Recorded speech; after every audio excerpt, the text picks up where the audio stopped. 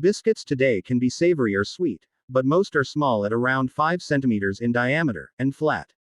The term biscuit also applies to sandwich-type biscuits, wherein a layer of crème or icing is sandwiched between two biscuits, such as the custard cream, or a layer of jam, as in biscuits which, in the United Kingdom, are known as jammy dodgers. Sweet biscuits are commonly eaten as a snack food, and are, in general, made with wheat flour or oats, and sweetened with sugar or honey. Varieties may contain chocolate, fruit, jam, nuts, ginger, or even be used to sandwich other fillings.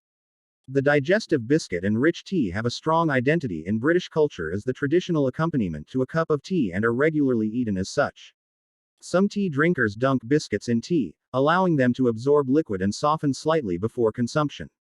Chocolate digestives, rich tea, and hobnobs were ranked the UK's top 3 favorite dunking biscuits in 2009.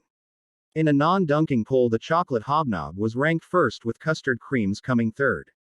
Savory biscuits or crackers, such as cream crackers, water biscuits, oatcakes, or crisp breads, are usually plainer and commonly eaten with cheese following a meal.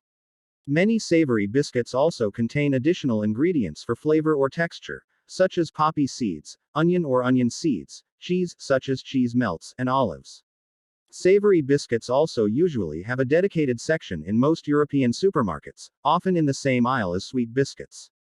The exception to savory biscuits is the sweetmeal digestive known as the Hovis biscuit, which, although slightly sweet, is still classified as a cheese biscuit. Savory biscuits sold in supermarkets are sometimes associated with a certain geographical area, such as Scottish oatcakes or Cornish wafer biscuits. In general, the British, Australians, South Africans, New Zealanders, Indians, Bangladeshis, Pakistanis, Sri Lankans, Singaporeans, Nigerians, Kenyans, and the Irish use the British meaning of biscuit for the sweet biscuit. The terms biscuit and cookie are used interchangeably, depending on the region and the speaker, with biscuits usually referring to hard, sweet biscuits such as digestives, nice, bourbon creams, etc., and cookies for soft baked goods, i.e., chocolate chip cookies. In Canada, this term is now used less frequently, usually with imported brands of biscuits or in the Maritimes. However, the Canadian Christie biscuits referred to what Americans would call crackers. This sense is at the root of the name of the United States' most prominent maker of cookies and crackers, the National Biscuit Company, now called Nabisco. A biscuit is a flour-based baked and shaped food product. In most countries, biscuits are typically hard, flat, and unleavened. They are usually sweet and may be made with sugar, chocolate, icing, jam, ginger, or cinnamon. They can also be savory, similar to crackers. Types of biscuit include sandwich biscuits, digestive biscuits, ginger biscuits, shortbread biscuits, chocolate chip cookies, chocolate-coated marshmallow treats, Anzac biscuits, biscotti, and speculoos.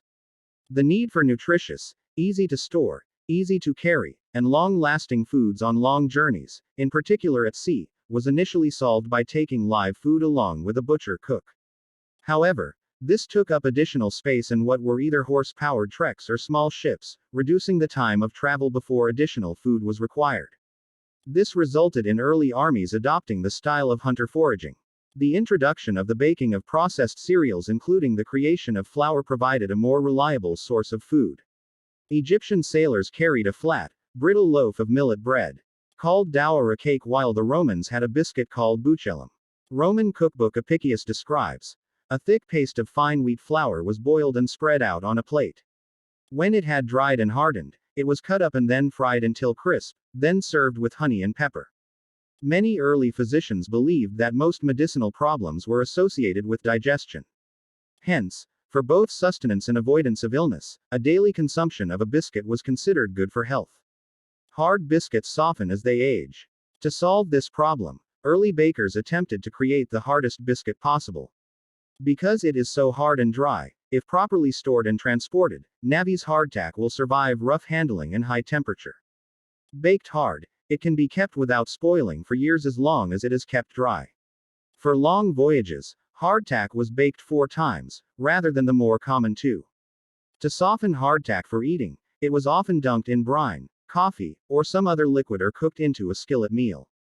The collection Sayings of the Desert Fathers mentions that Anthony the Great, who lived in the 4th century AD, ate biscuits, and the text implies that it was a popular food among monks of the time and region. At the time of the Spanish Armada in 1588, the daily allowance on board a Royal Navy ship was 1 pound of biscuit plus 1 gallon of beer. Samuel Pepys in 1667 first regularized naval victualling with varied and nutritious rations. Royal Navy hardtack during Queen Victoria's reign was made by machine at the Royal Clarence Victualling Yard at Gosport, Hampshire, stamped with the Queen's mark and the number of the oven in which they were baked. When machinery was introduced into the process, the dough was thoroughly mixed and rolled into sheets about 2 yards, 1.8 meters, long and 1 yard, 0.9 meters, wide, which were stamped in one stroke into about 60 hexagonal-shaped biscuits. This left the sheets sufficiently coherent to be placed in the oven in one piece, and when baked they were easy to separate. The hexagonal shape rather than traditional circular biscuits meant a saving in material and was easier to pack. Biscuits remained an important part of the Royal Navy sailors' diet until the introduction of canned foods. Canned meat was first marketed in 1814. Preserved beef in tins was officially added to Royal Navy rations in 1847. Early biscuits were hard, dry, and unsweetened. They were most often cooked after bread, in a cooling baker's oven. They were a cheap form of sustenance for the poor. By the 7th century AD, cooks of the Persian Empire had learnt from their forebears the techniques of lightening and enriching bread-based mixtures with eggs, butter, and cream, and sweetening them with fruit and honey.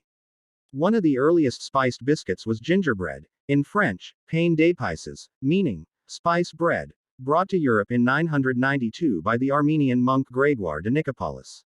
He left Nicopolis Pompey, of Lesser Armenia, to live in Bondaroy, France, near the town of Pithiviers. He stayed there for 7 years and taught French priests and Christians how to cook gingerbread. This was originally a dense, treacly, molasses-based, spice cake or bread. As it was so expensive to make, early ginger biscuits were a cheap form of using up the leftover bread mix. As the making and quality of bread had been controlled to this point, so were the skills of biscuit making through the craft guilds. As the supply of sugar began, and the refinement and supply of flour increased, so did the ability to sample more leisurely foodstuffs, including sweet biscuits. Early references from the Vadstena monastery show how the Swedish nuns were baking gingerbread to ease digestion in 1444. The first documented trade of gingerbread biscuits dates to the 16th century, where they were sold in monastery pharmacies and town square farmers' markets. Gingerbread became widely available in the 18th century. British biscuit companies vied to dominate the market with new products and eye-catching packaging. The decorative biscuit tin, invented by Huntley and Palmers in 1831, saw British biscuits exported around the world. In 1900, Huntley and Palmers biscuits were sold in 172 countries, and their global reach was reflected in their advertising.